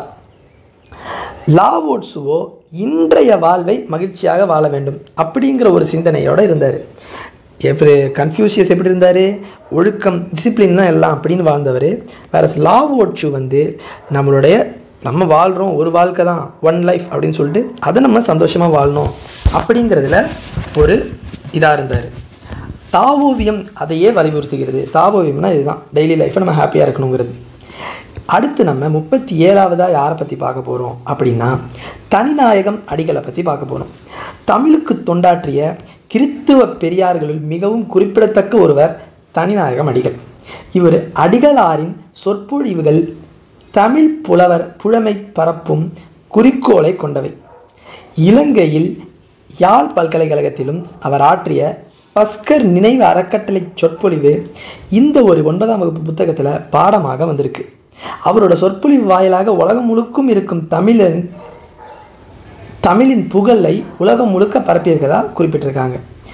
அகில உலக தமிழாய்வு மன்றம் உருவாக்கவும் உலக தமிழாராய்ச்சி நிறுவனம் உருவாக்கவும் இவர் ஒரு மிகப்பெரிய தொண்டாற்றியிருக்கார். யார்? தனிநாயகம் அடிகள். இவர் தொடங்கிய தமிழ் பண்பாடு என்ற இதழ் இன்று வரை வெளிவந்து கொண்டிருக்கிறதா குறிப்பிட்டிருக்காங்க. அடுத்த 38ஆவதா 9ஆம் வகுப்பு பாடப்புத்தகத்தில் குறிப்பிடப்பட்டிருக்கும் 8 தொகை நூல்களில் ஒன்றான குறுந்தொகையை இயற்றிய பெருங்கடுங்கோவை பற்றி குறிப்பிட்டிருக்காங்க. இப்போ இந்த குறுந்தொகை அப்படிங்கிறது தமிழர் வாழ்வின் அகப்பொருள் நிகழ்வுகளை கவிதையாக கூறுகிறது. இதில் ஒரு கடவுள் வாழ்த்து நீங்களாக மொத்தம் 401 பாடல்கள் இருப்பதாக குறிப்பிட்டிருக்காங்க. இதன் பாடல்கள் 4 அடி, அதாவது 4 to 8 லைன்ஸ் இருக்கிறதா குறிப்பிட்டிருக்காங்க. 1915ஆம் ஆண்டு சௌரி பெருமாள் அரங்கனார் முதலில் இந்த குறுந்தொகையை பதிப்பிச்சதாக குறிப்பிட்டிருக்காங்க. மேலும் பெருங்கடுங்கோவை பாலை பாடிய பெருங்கடுங்கோ அப்படின்னு சிறப்பிச்சும் விவரிச்சிருக்காங்க. இவர் சேர மரபை சார்ந்த ஒரு மன்னர். முன்னாடியே நம்ம சேர மரபை சார்ந்த மன்னரை துறந்து வந்தவர் யாருன்னு பார்த்தோம், இளங்கோவடிகள். அவர் மாதிரி பெருங்கடுங்கோவும் அந்த குரூப்பை சேர்ந்தவங்க தான். கலித்தொகையில் பாலை திணையை பாடியதால் பாலை பாடிய பெருங்கடுங்கோ அப்படின்னு சிறப்பிச்சு கூறுறாங்க இவரை. அடுத்து நம்ம 39ஆவதாக யாரை பற்றி பார்க்க போகிறோன்னா கல்யாண்ஜி அப்படிங்கிற இயற்பெயர் ஒருத்தர் இருக்கார் சிறப்பாக்கு பெயரோட. அவரோட இயற்பெயர் என்னென்னு பார்த்தீங்கன்னா கல்யாண சுந்தரம். இவர் சிறுகதை, கவிதை, கட்டுரை, புதினம் போன்ற பலவேறு படைப்புகளை படைப்பதால் இவர் சிறப்பாக கல்யாண்ஜி அப்படின்னு கூப்பிடுறாங்க. இவருக்கு இன்னொரு சிறப்பு பெயரும் இருக்குது, அதுதான் வண்ணதாசன். ஸோ வாணிதாசன்னா யார்? வேர்ட்ஸ்வெர்த் வாணிதாசன். அவருடைய இன்னொரு பேர் கவிஞரேரு, அதெல்லாம் நம்ம பார்த்தோம். வண்ணதாசன் அப்படின்னா யாருன்னு பார்த்தீங்கன்னா கல்யாண்ஜி என்ன கல்யாண சுந்தரம் அப்படிங்கிறவர். புலரி, முன்பின், ஆதி, அந்நியமற்ற நதி, மணல் உள்ள ஆறு ஆகியவை இவருடைய கவிதை நூல்களுள் சில. இவை தவிர அகமும் புறமும் அப்படிங்கிற ஒரு கட்டுரை தொகுப்பாகவும் வெளிவந்திருக்கிறது. பல கடிதங்களை தொகுக்கப்பட்டு சில இரங்கல் சில பறவைகள் அப்படிங்கிற ஒரு பேரில் வெளியானுச்சு. மேலும் இவருக்கு 2016ஆம் ஆண்டு சாகித்ய அகாடமி விருது எதுக்கு கொடுத்துருக்காங்க? ஒரு சிறு இசை அப்படிங்கிற ஒரு சிறுகதைக்காக கல்யாண்ஜிக்கு சாகித்ய அகாடமி விருதும் வந்திருக்குங்கிறது இவருடைய சிறப்பாகும். அடுத்து 40ஆவதாக நம்ம யாரை பற்றி பார்க்க போகிறோம்னா சமுத்திரம் அப்படிங்கிறவரை பற்றி பார்க்க போகிறோம். சமுத்திரம்னா என்ன? கடல், ஆழ்கடல். பேருக்கு ஏற்ற மாதிரியே இவர் ஆழமும் விரிவும் வளமும் கொண்ட ஒரு தமிழாசிரியராக குறிப்பிட்டிருக்காங்க. இங்கே 300க்கும் மேற்பட்ட சிறுகதைகளை எழுதியுள்ளதாகவும் குறிப்பிடுறாங்க. வாடாமல்லி, பாலைப்புறா, மண் சுமை, தலைப்பாகை, காகித உறவு போன்ற இவரின் புகழ்பெற்ற சிறுகதை தொகுப்புகளோட பெயர்களையும் மென்ஷன் பண்ணியிருக்காங்க. வேரில் பழுத்த பலா அப்படிங்கிற ஒரு புதினத்துக்காக இவருக்கு சாகித்ய அகாடமி விருதும் வழங்கியிருக்காங்க. மற்றும் குற்றம் பார்க்கில் அப்படிங்கிற ஒரு சிறுகதைக்காக இவருக்கு தமிழக அரசு விருதும் வழங்கியிருக்காங்க. யார்? சமுத்திரத்துக்கு. இதுதான் இவருடைய சிறப்பு.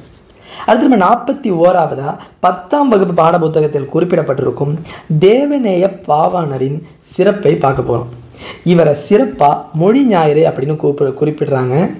இவர் சொல்லாய்வு கட்டுரைகள் நிறைய எழுதியிருக்காரு. அதில் தமிழ் சொல் வளம் அப்படிங்கிற ஒரு கட்டுரையின் சுருக்கமாக 10ஆம் வகுப்பு பாட புத்தகத்தில் குறிப்பிட்டிருக்காங்க. மேலும் இவர் எதுக்கு மொழி ஞாயிறு அப்படின்னு சொல்கிறாங்கன்னா 40க்கும் மேற்பட்ட மொழிகளில் மொழி ஆராய்ச்சி செய்து சிறந்த ஒரு ஆற்றல் மிக்கவராக இவர் இருந்ததால் இவரை மொழி ஞாயிறு அப்படின்னு சிறப்பாக குறிப்பிடுறாங்க. யார்? தேவநேய பாவனர். செந்தமிழ் சொற்பிறப்பியல் அகரமுதலி திட்ட இயக்குனராகவும் இவரை வச்சிருந்திருக்காங்க. மேலும் உலக தமிழ் கழகத்தை நிறுவி தலைவராகவும் இருந்திருக்கிறது யாருன்னா தேவநேய பாவாணர். அடுத்து நம்ம 10ஆம் வகுப்பு பாடப்புத்தகத்தில் இருக்கப்பட்டிருந்த தமிழ் அழகனார் அப்படிங்கிற இயற்பெயர் அப்படிங்கிற சிறப்பு பெயர் கொண்ட சண்முக சுந்தரத்தை பற்றி பார்க்க போகிறோம். இவரை இன்னும் என்னெல்லாம் சிறப்பு பெயர் இருக்குன்னா சந்த கவிமணி அப்படின்னு கூப்பிடுறாங்க.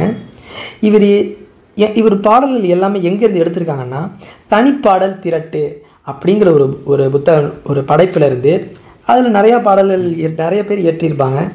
அதில் குறிப்பிட்டு இந்த 10ஆம் வகுப்பு பாடப்புத்தகத்தில் கொடுக்கப்பட்டிருந்த தொகுப்பு சண்முக சுந்தரம் என இயற்பெயர் கொண்ட சந்த கவிமணி என சிறப்பு பெயர் கொண்ட தமிழ் அழகனாரால் இயற்றப்பெற்றது. மேலும் இவர் 12 சிற்றிலக்கிய நூல்களை படைத்துள்ளார் என்பது குறிப்பிடத்தக்கது.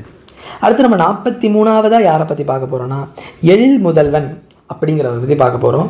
இவர் இயற்றிய புதிய உரைநடை அப்படிங்கிற ஒரு நூலிலிருந்து ஒரு கட்டுரை சுருக்கமாக மாற்றி நமக்கு 10ஆம் வகுப்பு பாடப்புத்தகத்தில் ஒரு தொகுப்பு வந்திருக்கு. இவருடைய இயற்பெயர் என்னன்னு பார்த்தீங்கன்னா மா ராமலிங்கம். அவர் தான் எழில் முதல்வன். இவர் ஒரு மாநில கல்லூரியில் பயின்று அங்கேயே பேராசிரியராகவும் பணியில் புரிந்தார். மேலும் குடந்தை ஆடவர் அரசு கல்லூரியில் மற்றும் பாரதிதாசன் பல்கலைக்கழகம் ஆகியவற்றில் தமிழ்துறை தலைவராக HODயாகவும் இருந்திருக்கார். புதிய உரைநடை என்னும் நூலுக்காக இவருக்கு சாகித்ய அகாடமி விருது வழங்கியிருக்காங்க. யாருக்கு? மா ராமலிங்கன் எனப்படும் எழில் முதல்வனுக்கு வழங்கியிருக்காங்க. மேலும் 44ஆவது நம்ம யாரை பற்றி பார்க்க போகிறோன்னா நப்பூதனார். அவரை பற்றி பார்க்க போகிறோம். இவர் எழுதுனது என்னென்னா இயற்றியது முல்லைப்பாட்டு அப்படிங்கிறத இயற்றியிருக்காரு. இது 10 பாட்டு நூல்களில் ஒன்று முல்லைப்பாட்டு. இதில் 103 அடிகளை கொண்டது. இந்த பாடல் 1 முதல் 17 அடிகளில் உள்ள அடிகளை பாடப்பகுதியாக நமக்கு 10ஆம் வகுப்பு புத்தகத்தில் குறிப்பிட்டிருக்காங்க. இது ஆசிரியப்பாவால் இயற்றப்பெற்றது. எது? முல்லைப்பாட்டு ஆசிரியப்பாவால் இயற்றப்பெற்றது என்பது குறிப்பிடத்தக்கது. இதை படைத்தவர் காவிரி பூம்பட்டினத்தைச் சேர்ந்த பொன் வணிகரின் மகனான நப்பூதனார் என்பவர். அடுத்து நம்ம 45ஆவது யாரை பற்றி பார்க்க போகிறோன்னா பா சிங்காரம்ங்கிறவரை பற்றி பார்க்க போகிறோம். புலம்பெயர்ந்த தமிழர்கள், அதாவது இங்கேருந்து மைக்ரேட் ஆகி வேறு நாட்டுக்கு போயிருப்பாங்கல்ல, அந்த தமிழர்களை பற்றி இயற்றிய முதல் புதினம் என்னன்னா புயலிலே ஒரு தோணி. இதோட ஆசிரியர் பா சிங்காரம். இவர் எப்படின்னா சிவகங்கை மாவட்டத்தில் பிறந்தவர். வேலைக்காக இந்தோனேசியா சென்றார். மறுபடியும் இந்தியா தினத்தந்தி நாளிதழில் பணியாற்றியவர். இவர் இப்போ இந்தோனேஷியா போனப்போ அந்த இடத்துல போர்ச்சூழல் காரணமாக சில தமிழக புலம்பெயர்ந்தவர்களுக்கு சில பிரச்சனைகள் கஷ்டங்கள் நிகழ்ந்திருக்கும். அதனை கடற்கூத்து என்னும் அத்தியாயத்தில் சுருக்கப்பட்ட பகுதி ஒன்று போட்டிருக்காரு. இந்த புக்கு புயலிலே ஒரு தோணின்னு. அதில் கடற்கூத்து அப்படிங்கிற ஒரு சின்ன தொகுப்பு எடுத்து நமக்கு 10ஆம் வகுப்பு பாடப்புத்தகத்தில் பாடமாக கொடுத்துருக்காங்க. இவர் தான் இந்த ப சிங்காரமோட ஒரு சிறந்த ஒரு தொகுப்பு. மேலும் இவர் அந்த காலத்தில் பல ஏழை மாணவர்களுக்கு கல்விக்காக நிறைய செலவு செய்திருக்கிறாரு. எவ்வளோன்னு பார்த்தீங்கன்னா இன்றைய அளவில் பார்த்தால் 7.5 லட்சம் ரூபாயை இவர் மாணவர்களின் கல்விக்காக கொடுத்துருக்கதா குறிப்பிட்டிருக்காங்க. மேலும் அடுத்து 46ஆவது நம்ம யாரை பற்றி பார்க்க போகிறோம்னா மலைப்படுகடாம் எனும் 10 பாட்டு நூல்களில் ஒன்றை இயற்றிய பெருங்கௌசிகனாரை பற்றி பார்க்க போகிறோம். இந்த மலைப்படுகடாம் என்னென்னா 10 பாட்டு நூல்களில் ஒன்று. இதில் 583 அடிகள் உள்ளன. இதோட இன்னொரு பேர் கூத்தராற்றுப்படை அப்படின்னு இதை கூப்பிடுறாங்க. ஒரு மலை இருக்குன்னா அந்த மலையை யானையாக உருவகம் செய்து அந்த மலையில் பல்வேறு ஓசைகள் வரும் பார்த்தீங்களா, அதெல்லாமே யானையின் மதம் அதுக்கு ஒப்பிட்டு இவர் எழுதினதால் இது மலைப்படுகடாம் அப்படின்னு குறிப்பிடுறாங்க. அடுத்து 47ஆவது நம்ம யாரை பற்றி பார்க்க போகிறோம்னா அதிவீரராம பாண்டியர் எனும் அரசன் இயற்றிய காசி காண்டம் அப்படிங்கிறத பற்றி பார்க்க போகிறோம். இந்த காசி நகரத்தின் பெருமையை குறிப்பிடுறதா இந்த காசி காண்டம். இந்த அரசர் அதிவீரராம பாண்டியர் யாருன்னு பார்த்துக்கிட்டிங்கன்னா முத்துக்குளிக்கும் கொற்கையின் அரசராக திகழ்ந்தவர். இவர் ஒரு தமிழ் புலவரும் கூட. இவர் பல்வேறு நூல்களையும் இயற்றியிருக்காரு. அதில் ஒரு நூல் தான் காசி காண்டம். இவர் இயற்றிய மற்றொரு நூல் வெற்றி வேர்க்கை. அது அடுத்து நருந்தொகை, சிறப்பு அறக்கருத்துக்களை கொண்ட நருந்தொகையும் இவர் இயற்றியது தான். மேலும் பார்த்துக்கிட்டிங்கன்னா நைடதம், லிங்க புராணம், வாயு சம்ஹிதை, கூர்ம புராணம் இது எல்லாமே இவர் இயற்றிய நூல்களில் ஒன்று. யார்? அரசர் அதிவீரராம பாண்டியன். அடுத்து 48ஆவது நம்ம 10ஆம் வகுப்பு பாடப்புத்தகத்தில் உள்ள குலசேகர ஆழ்வாரை பற்றி பார்க்க போகிறோம். இவர் 4000 திவ்ய பிரபந்தத்தின் முதலாயிரத்தில் ஒரு குறிப்பிட்ட பாடல் நமக்கு பாடபத்தியாக கொடுத்துருக்காங்க. பெருமாள் திருமொழி 4000 திவ்ய பிரபந்தத்தில் 5ஆம் திருமொழியாக இருப்பது யாருன்னா குலசேகர ஆழ்வார் எழுதியது. அதில் மொத்தம் 105 பாடல்கள் உள்ளன. இவர் காலம் 8ஆம் நூற்றாண்டுங்கிறதையும் குறிப்பிட்டிருக்காங்க. அடுத்து நம்ம 49ஆவதா யாரை பற்றி பார்க்க போகிறோம்னா கோபால கிராமம், அதாவது கோபாலபுரத்து மக்கள் அப்படிங்கிற ஒரு கதையை எழுதிய கி ராஜநாராயணனை பற்றி பார்க்க போகிறோம். இது கோபால கிராமத்தில் உள்ள மக்களை தழுவி எழுதப்பட்ட ஒரு கதையாகும். இது 1991ஆம் ஆண்டு ஆண்டிற்கான சாகித்ய அகாடமி விருதை தட்டிச் சென்ற ஒரு சிறந்த படைப்பு. இதில் இவர் கரிசல் வட்டார சொல்லகராதி அப்படிங்கிறது ஒன்று உருவாக்கியிருக்காரு. கரிசல் வட்டார படைப்புகள் நிறைய கொடுத்தவரும் கி ராஜநாராயணன் தான். இதனாலவே இவர் இலக்கியங்கள்லாம் கரிசல் இலக்கியங்கள் அப்படின்னும் அழைக்கப்படுது. இவர் கி ராஜநாராயணங்கிறது இவர் பேர். இதை ஷார்ட்டாக இவர் எழுதுகிறப்ப கி ரா அப்படிங்கிற ஒரு பேரில் குறிப்பிட்டிருக்காரு. அடுத்த 50ஆவதாக நம்ம யாரை பற்றி 10ஆம் வகுப்பு பாடப்புத்தகத்தில் கொடுக்கப்பட்டிருக்கும் சதாவதானி அப்படிங்க எனக்கு சிறப்பு பெயரால் அழைக்கப்படும் செய்கு தம்பி பாவலரை பற்றி பார்க்க போகிறோம். இவர் கன்னியாகுமரி மாவட்டத்தைச் சேர்ந்தவர். 15 வயதிலேயே செய்யுள் இயற்றும் திறனை பெற்றவர் சதாவதானி செய்கு தம்பி பாவலர்.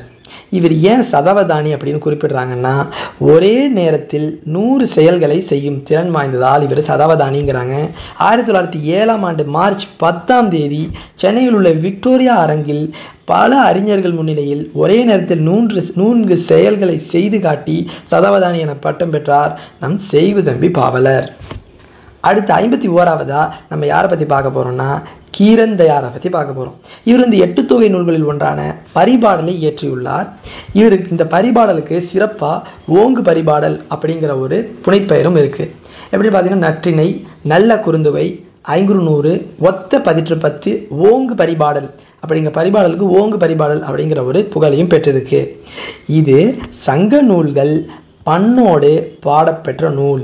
சங்க நூல்களில் குறிப்பிட்டிருக்க ஒரு இலக்கண குறிப்போடு பாடல் பெற்ற ஒரு நூல்.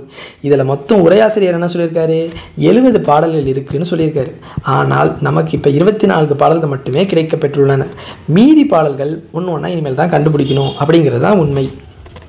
அடுத்து நம்ம 52ஆவதாக யாரை பற்றி பார்க்க போகிறோன்னா, கமலாலயன் அப்படிங்கிறவர் ஒரு இயற்றிய ஒருத்தவங்களை பற்றியான ஒரு பயோகிராஃபியை பற்றி பார்க்க போகிறோம்.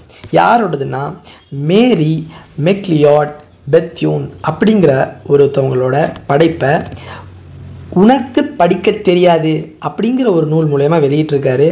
இவர் அந்த மக்களுடைய கஷ்டம், அவங்களுடைய சந்தோஷம், அவங்களுடைய அன்றாட வாழ்க்கை, ஒரு பெண்களுக்கு மறுக்கப்பட்ட சில அது எல்லாத்தையுமே அமெரிக்கா சேர்ந்த ஒரு பெண்மணியோட வாழ்க்கை வரலாறு மாதிரி வச்சு அதனை தழுவி இந்த கமலாலயன்கிறவர் எழுதியிருக்காரு. இந்த கமலாலயன்கிறவரோட இயற்பெயர் என்னன்னு பார்த்தீங்கன்னா, வே குணசேகரன். இவர் வயது வந்தோர் கல்வி திட்டத்தின் ஒருங்கிணைப்பாளராகவும் பணியாற்றினார் என்பது குறிப்பிடத்தக்கது. அடுத்து நம்ம 53ஆவதாக யாரை பற்றி பார்க்க போகிறோன்னா, பரஞ்சோதி முனிவரை பற்றி பார்க்க போகிறோம். இவர் இயற்றியது தான் திருவிளையாடல் புராணம். அதை பற்றின ஒரு சின்ன தொகுப்பை 10ஆம் வகுப்பு பாடப்புத்தகத்தில் குறிப்பிட்டிருக்காங்க. இது 3 காண்டங்களையும் உடையது, 64 பால்களையும் உடையது. பரஞ்சோதி முனிவர் திருமறைக்காட்டில், அதாவது வேதாரண்யத்தோட பழைய பேர் தான் திருமறைக்காடு, அங்கு பிறந்தவர்.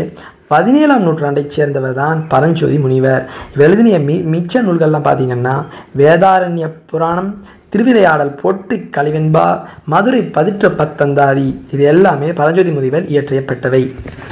அடுத்து 54ஆவது நம்ம யாரை பற்றி பார்க்க போகிறோம்னா, கவிஞர் உமா மகேஸ்வரி பற்றி பார்க்க போகிறோம். இவர் மதுரை மாவட்டத்தில் பிறந்து தேனி மாவட்டத்தில் ஆண்டிப்பட்டியில் இன்றளவும் வாழ்ந்து வரக்கூடிய ஒரு கவிஞர். இவர்கள் நட்சத்திரங்கள் நடுவே, வெறும் பொழுது, கற்பாவை போன்ற கவிதை தொகுப்புகளை படைத்துள்ளார். மேலும் கவிதை, சிறுகதை, புதினம் போன்ற பல படைப்புகளை கொடுத்து தமிழுக்கு தொண்டாற்றி உள்ளதில் சிறந்த பங்கு வகிப்பது கவிஞர் உமா மகேஸ்வரி அவர்கள். அடுத்து நம்ம 55ஆவதாக யாரை பற்றி பார்க்க போகிறோம்னா, குமரகுருபரர் இயற்றிய முத்துக்குமார சுவாமி பிள்ளைத்தமிழை பற்றி பார்க்க போகிறோம். இந்த பிள்ளைத்தமிழ் அப்படின்னா என்னென்னா, ஒரு அரசரையோ ஒரு இறைவனையோ எடுத்து ஒரு குழந்தையாக நினைத்து பாடுவது தான் பிள்ளைத்தமிழ். ஸோ குழந்தையை பொறுத்த வரைக்கும் ஒரு குழந்தைக்கு 10 பருவங்கள் உள்ளது. அந்த 10 பருவங்களும் ஒவ்வொரு பருவமாக அடுத்தடுத்து வரும். இந்த பருவம் முடிஞ்சோன்னே இது, இந்த பருவம் முடிஞ்சோன்னே இது அப்படின்னு 10 பருவங்கள் வரும்.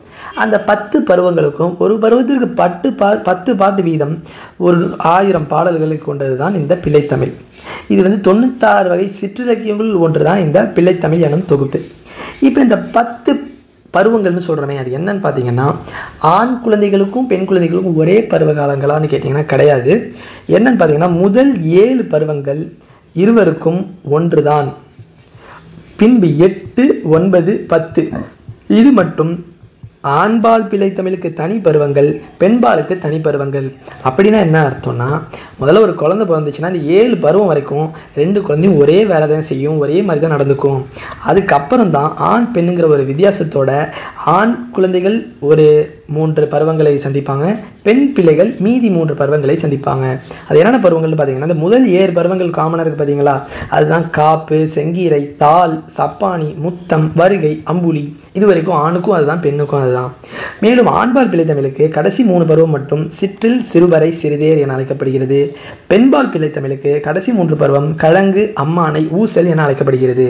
இதில் உங்க எப்படி கேட்பாங்கன்னா, ஒரு 4 இதை கொடுத்துட்டு இதில் எது உங்களுக்கு பெண்பால் பிள்ளை தமிழ் இல்லை அப்படின்னு கேட்பாங்க. இப்போ 5, 8, 9 இந்த ரவுண்ட் போட்டதை கொடுத்தாங்கன்னா பெண்பாலுக்கு இது வரும், இது 2 பெண்பால், இது ஆண்பால் அப்படின்னு நம்ம பிரித்து எழுதணும். அதுக்கு உங்களுக்கு இந்த பர்டிகுலர் பாக்ஸ் தெரிஞ்சிருக்க வேண்டும்.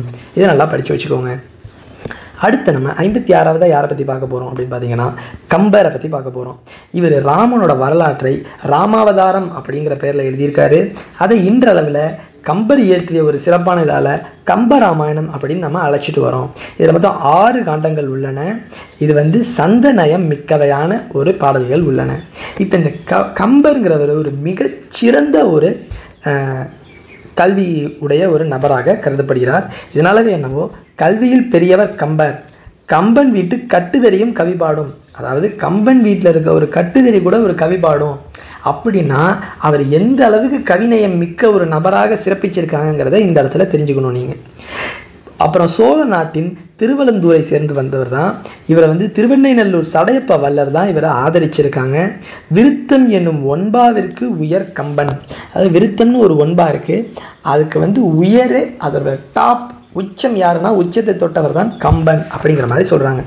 சரஸ்வதி அந்தாதி, சடகோபர் அந்தாதி, திருக்கை வழக்கம், ஏர் 70, சிலை 70 முதலிய நூல்களை இயற்றியதும் கம்பர் தான். அடுத்து நம்ம 57வது யாரை பற்றி பார்க்க போகிறோம்னா, ச கந்தசாமி அப்படிங்கிறவரை பற்றி பார்க்க போகிறோம். இவர் எழுதிய தக்கையின் மீது 4 கண்கள் அப்படிங்கிற ஒரு சிறு தொகுப்பில் பாய்ச்சல்ங்கிற கதையை 10ஆம் வகுப்பு பாடப்புத்தகத்தில் கொடுத்துருக்கதா எழுதியிருக்காங்க. இவர் மயிலாடுதுறை நாகப்பட்டினம் மாவட்டத்தை சேர்ந்தவர். இதை எழுதிய சாயாவனம் அப்படிங்கிற புதினத்தால் எழுத்து உலகில் ஃபஸ்ட்டு ஃபேமஸ் ஆகிறாரு. மேலும் இவர் எழுதிய விசாரணை கமிஷன் அப்படிங்கிற புதினத்துக்கு சாகித்ய அகாடமி விருதும் வந்திருக்கு. மேலும் சுடுமண் சிலைகள் என்ற குறும்படத்திற்கு அனைத்துலக விருதையும் பெற்றுள்ளார். 150க்கும் மேற்பட்ட சிறுகதைகளை எழுதியுள்ள சிறப்பு மிக்கவர் தான் ச கந்தசாமி. தொலைந்து போனவர்கள், சூரிய வம்சம், சாந்தகுமாரி முதலியவை இவரது புதினங்களுள் சில. அடுத்து 58வது நம்ம யாரை பற்றி பார்க்க போகிறோம்னா, மா போ சிவஞானம். அவரை ஷார்ட்டாக மா போ சி அப்படின்னு குறிப்பிடுறாங்க. இவர் எழுதிய மிக சிறப்பு வாய்ந்த நூல் எதுனா எனது போராட்டம். இவர் சிறப்பாக சிலம்பு செல்வர் அப்படின்னு குறிப்பிடுறாங்க. இவர் ஒரு சிறந்த விடுதலை போராட்ட வீரர். விடுதலை கிடைச்சதுக்கப்புறம் சட்டமன்ற மேலவை உறுப்பினராகவும் இருந்திருக்காரு. மேலும் ஒரு 6 ஆண்டுகள் சட்டமன்ற மேலவை தலைவராகவும் பதவி வகிச்சிருக்காரு. தமிழ் அரசு கழகத்தை தொடங்கியவர் மா போ சி அவர்கள். வள்ளலார் கண்ட ஒருமைப்பாடு அப்படிங்கிற இவரோட நூலுக்கு சாகித்ய அகாடமி விருதும் வழங்கியிருக்காங்க. தமிழக அரசு திருத்தணியிலும் சென்னை தியாகராஜ நகரிலும் இவருக்கு சிலைகளை அமைத்து இவரை சிறப்பிச்சிருக்காங்க. யார்? மா போ சிவஞானத்தை. அடுத்து 59வது நம்ம யாரை பார்க்க போகிறோம்னா, கூப ரா என அழைக்கப்படும் கூப ராஜகோபாலன். இவர் எழுதிய ஏர் புதிதா அப்படிங்கிற ஒரு கவிதையை 10ஆம் வகுப்பு பாடப்புத்தகத்தில் ஒரு சின்ன தொகுப்பாக கொடுத்துருக்காங்க. இவர் கும்பகோணத்தை சேர்ந்தவர் மற்றும் மிகச்சிறந்த சிறுகதை ஆசிரியர், கவிஞர், நாடக ஆசிரியர், மறுமலர்ச்சி எழுத்தாளர் என பன்முகம் கொண்டவர் இவர். தமிழ்நாடு பாரதமணி, பாரத தேவி, கிராம ஊழியன் போன்ற இதழ்களுக்கு ஆசிரியராகவும் பணிபுரிஞ்சிருக்காரு நம்ம கூப ராஜகோபாலன். அடுத்து நம்ம 60வது யாரை பார்க்க போகிறோம்னா, காலக்கணிதம் அப்படிங்கிற ஒரு சின்ன பகுதியை எடுத்து நமக்கு 10ஆம் வகுப்பு புத்தகத்தில் கொடுத்துருக்காங்க. அது பின்னாடி ஒரு மிகச்சிறந்த ஒரு கவிஞரை பற்றி குறிப்பிட்டிருக்காங்க. அவர் தான் முத்தையா என்ற இயற்பெயரை கொண்ட கவிஞர் கண்ணதாசன் அவர்கள். கவிஞர் கண்ணதாசன் தமிழுக்கு ஆற்றிய தொண்டு எண்ணற்ற. இவர் சிறுகூடல்பட்டி அப்படிங்கிற ஒரு சிறிய ஊரில் பிறந்தார். எங்கள் சிவகங்கை மாவட்டத்தில் இருக்குது. இவரது பெற்றோர் சாத்தப்பன் விசாலாட்சி அவர்கள். 1949ஆம் ஆண்டு கலங்காதிரு மனமே அப்படிங்கிற ஒரு பாடலை எழுதி திரைப்பட பாடலாசிரியராக இவர் வலம் வந்தார். திரையுலகில் இவருக்கு மிகச்சிறந்த ஒரு பெயரும் உண்டு.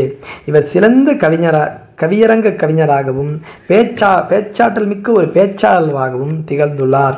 அவரோட திரைப்பட பாடல்கள் வழியாக எளிய முறையில் பல்வேறு கருத்துக்களை மக்களிடம் கொண்டு சேர்த்ததில் வல்லவராக திறந்தார். மேலும் இவருடைய சிறப்பான தொண்டிற்காக இவருடைய சேரமான் காதலி எனும் புதினத்திற்கு சாகித்ய அகாடமி விருதும் வழங்கப்பட்டது. மேலும் தமிழக அரசின் அரசவை கவிஞர்களுள் ஒருவராக கவிஞர் கண்ணதாசன் இருந்தார் என்பதில் எந்தவித சந்தேகமும் இல்லை. அடுத்து நம்ம யாரை பற்றி பார்க்க போகிறோன்னா, ஜெயகாந்தன் அப்படிங்கிற இன்னொரு சிறந்த தமிழ் ஆசிரியரை பற்றி பார்க்க போகிறோம். அவர் எதற்காக எழுதுகிறேன் அப்படிங்கிற தலைப்பில் ஒரு கட்டுரை கொடுத்துருக்காரு. அதோட சின்ன தொகுப்பை 10ஆம் வகுப்பு பாடப்புத்தகத்தில் கொடுத்து அதன் பின் ஜெயகாந்தனுடைய சிறப்புகளை குறிப்பிட்டிருக்காங்க. இதுவே அவருக்கு சிறுகதை மன்னன் அப்படின்னு அழைக்கப்படுறது யாருன்னு பார்த்தீங்கன்னா வேறு யாரும் இல்லை, ஜெயகாந்தன் தான். அடுத்து இவர் குறும்புதினங்களையும் புதினங்களின் கட்டுரைகளையும் கவிதைகளையும் படைத்துள்ளார். தன் கதைகளை திரைப்படமாக இயற்றியிருக்கும் உள்ளார். தலை சிறந்த உரத்த சிந்தனை பேச்சாளராகவும் இவர் திகழ்ந்துள்ளார். இது எல்லாத்துக்காகவும் சாகித்ய அகாடமி ஞானபீட விருதையும் இவர் பெற்றுள்ளார் அப்படிங்கிறது குறிப்பிடத்தக்கது. இவருடைய சிறப்பான அந்த சிறுகதை மண்கிற பேர் இருக்கிற அளவுக்கு இவர் சிறுகதையெல்லாம் எப்படி இருக்குன்னு பார்த்துக்கோங்க. அதுக்காகவே இவருடைய கதைகளை பிற மொழிகளிலும் இன்றளவும் மொழிபெயர்த்து கொண்டிருக்கிறார்கள். அடுத்து நம்ம 62ஆவதாக யாரை பற்றி பார்க்க போகிறோம்னா, பி. ச. குப்புசாமி அவர்களை பற்றி பார்க்க போகிறோம். நம்ம முன்னாடி ஜெயகாந்தனை பற்றி பார்த்தோம்ல, அவரோட நெருங்கி பழகிய ஒருவர் தான் பி. ச. குப்புசாமி. இவர் ஒரு சிறுகதை ஆசிரியர். இவர் ஜெயகாந்தனோடு பல்லாண்டு அப்படிங்கிற ஒரு நூலையும் எழுதியிருக்காரு. இவர் எழுதிய ஓர் ஆரம்ப பள்ளி ஆசிரியரின் குறிப்புகள் அப்படிங்கிற ஒரு நூலிலிருந்து ஒரு சின்ன தொகுப்பு தான் 8ஆம் வகுப்பு பாடப்புத்தகத்தில் குறிப்பிட்டிருக்கிறது. அடுத்து நம்ம 63ஆவதாக யாரை பற்றி பார்க்க போகிறோம்னா, முகமது ரஃபி அப்படிங்கிற இயற்பெயரை கொண்ட நாகூர் ரூமியை பற்றி பார்க்க போகிறோம். இவர் தஞ்சை மாவட்டத்தில் பிறந்தவர். இவர் 80களில் கணையாழிங்கிற இதழில் எழுத தொடங்கினார். பின்பு கவிதை, குறுநாவல், சிறுகதை, மொழிபெயர்ப்பு என பல்வேறு சிறப்புகள் மிக்க படைப்புகளை இயற்றியுள்ளார். மீட்சி, சுபமங்கலா, புதிய பார்வை, குங்குமம், கொல்லிப்பாவை, இலக்கிய வெளிவட்டம், குமுதம் ஆகிய இதழ்களில் இவர்கள் படைப்பு வெளியாகியுள்ளது. இதுவரை நதியின் கால்கள், 7வது சுவை, சொல்லாத சொல் ஆகிய 3 கவிதைகளின் தொகுதிகளில் வெளியாகியுள்ளன. மொழிபெயர்ப்பு கவிதைகள் அதுலேயும் மிக சிறப்பானது கப்பலுக்கு போன மச்சான் என்னும் நாவலையும் படைத்துள்ளார். நாகூர் ரூமி என்று அழைக்கப்படும் முகமது ரஃபி. அடுத்து நம்ம 64ஆவதாக மிகவும் முக்கியமான ஒரு நபரை பார்க்க போகிறோம். இவர் தான் வீரமா முனிவர். இவருடைய இயற்பெயர் கான்சுடான்சு ஜோசப் பெஸ்கி. இவர் இயற்றியது என்னென்னா தேம்பாவணி. இந்த தேம்பாவணியை அர்த்தம் என்னன்னு பார்த்தீங்கன்னா 2 வகையாக பிரிக்கிறாங்க. தேம்பா கூட்டல் அணி, அதாவது வாடாத மாலை அப்படின்னு ஒரு அர்த்தம் தருது. மற்றும் தே கூட்டல் பா கூட்டல் அணி, அதாவது தேன் போன்ற பாடல்களை உடைய தொகுப்பு அப்படின்னு ஒரு அர்த்தம் இருக்குது. இவர் கிறித்துவின் வளர்ப்பு தந்தையான சூசையப்பர் என்னும் யோசேப்பின் பாட்டுடை தலைவனாக கொண்டு பாடிய நூல் தான் தேம்பாவணி. இதில் 3 காண்டங்கள் உள்ளது. 36 படலங்கள் உள்ளடக்கியுள்ளது. மேலும் 3615 பாடல்களும் உள்ளது. இவர் தான் வீரமா முனிவர். 17ஆம் நூற்றாண்டு படைப்பாளர்கள் சிறந்து விளங்கியவர்கள் ஒருவர் இவர். தமிழின் முதல் அகராதியான சதுரகராதியை வித்திட்டவரும் இவரே. தொன்னூல் விளக்கம், சிற்றிலக்கியங்கள், உரைநடை நூல்கள், பரமார்த்த குரு கதைகள், மொழிபெயர்ப்பு நூல்கள் என பல படைப்புகளை படைத்திருக்கிறார் வீரமாமுனிவர் என்ற கான்சுடான்சு ஜோசப் பெஸ்கி. அடுத்து நம்ம 65ஆவதாக யாரை பற்றி பார்க்க போகிறோம்னா, நம் பாடப்பகுதியில் குறிப்பிட்டுள்ள தி. சோ. வேணுகோபாலனை பற்றி பார்க்க போகிறோம். இவருடைய கோடை வயல் அப்படிங்கிற ஒரு தொகுப்பிலிருந்து 10ஆம் வகுப்பு பாடப்புத்தகத்தில் ஒரு சிறிய தொகுப்பு வந்திருக்கு. இவர் தஞ்சாவூர் மாவட்டம் திருவையாற்றில் பிறந்தவர். மணிப்பால் பொறியியல் கல்லூரியில் எந்திரவியல் பேராசிரியராகவும் பணிபுரிகிறார். இவர் தமிழ் மீது கொண்ட பற்றால மீட்சி விண்ணப்பம், எழுத்து போன்ற பல கவிதைகளை கொடுத்துள்ளார் தமிழுக்காக. அடுத்து 66ஆவது நம்ம யாரை பற்றி பார்க்க போகிறோம்னா, கு. அழகிரிசாமியை பற்றி பார்க்க போகிறோம். இவர் என்னன்னா அரசு பணியை உதறிவிட்டு முழுவதுமாக எடுத்து பணியை மேற்கொண்டவர் தான் கு. அழகிரிசாமி. மென்மையான நகைச்சுவையும் ஒரு இயல்பு தன்மையும் இருக்கும் இவருடைய கதைகள் படிப்போர் மனதிற்கு ஒரு இனிப்பாக திகழ்கின்றன. கரிசல் எழுத்தாளர்கள் வரிசையில் மூத்தவர் இந்த கு. அழகிரிசாமி தான். இந்த கி. ரா இவர் எழுதிய கடிதங்களே அவ்வளோ இலக்கிய தரம் வாய்ந்ததாக இருக்கிறதா சொல்கிறாங்க. இவர் வந்து மலேசியாவில் இருந்தபோது அங்குள்ள படைப்பாளர்களுக்கு படைப்பு தொடர்பான பயிற்சி அளிச்சிருக்கதாகவும் குறிப்பிட்டிருக்காங்க. தமிழ் இலக்கியத்தில் ஆர்வம் கொண்டு திறனாய்வு நூல்களையும் பல படைச்சிருக்கதா சொல்கிறாங்க.